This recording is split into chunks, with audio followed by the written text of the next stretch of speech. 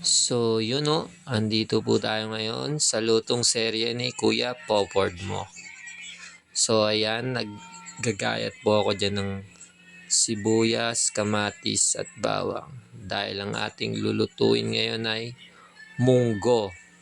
Request ko yan kasi trip ko lang. Bakit ba? So, ayan. Dinagdagan ko dyan yung tubig dahil yung munggo nawala na ng tubig. Oh my God. Muntik pa matutong. So, paborito rin yan ng tatay ko kaya niluto ko. Then, pagtas ko maggayat dyan, gayat-gayat muna. Ayan. Change angle tayo ngayon. Ayan o. Gigisahin ko na pala yan. Gigisahin ko na. Ayan. Ayan. Tamang ano. Ang bilis ko dyan gumawa. Para ako si The Flash. Yan, gisa-gisa lang. Gisa-gisa lang. Yan. Tapos nilagay ko na yung munggo. Yan. Umalis ako nyon. Hindi ko saan ako pumunta. Kumuha pala ako ng mga toyo. Tapos yung paminta, betchin, asin.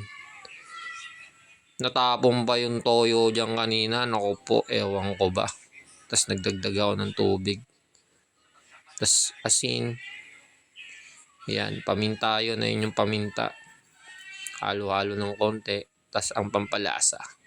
Knorr cubes pork. Ewan ko na kung di sila masarapan dyan. Tapos umalis uli ako dyan.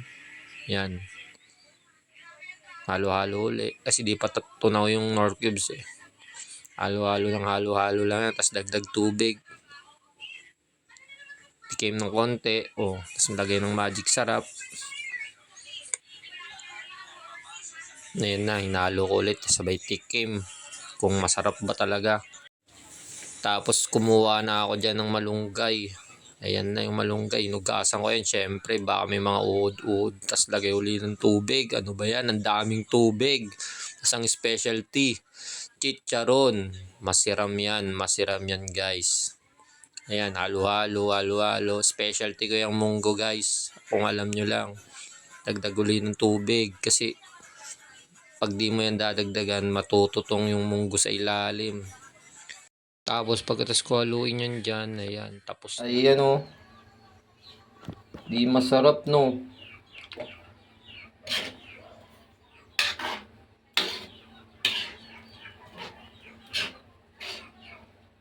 Malapot. Ito yung gusto nila, malapot eh. Medyo malapot na pagkaluto ng munggo. Masarap din naman kasi yung malapot. Malapotski. Okay, tikman natin.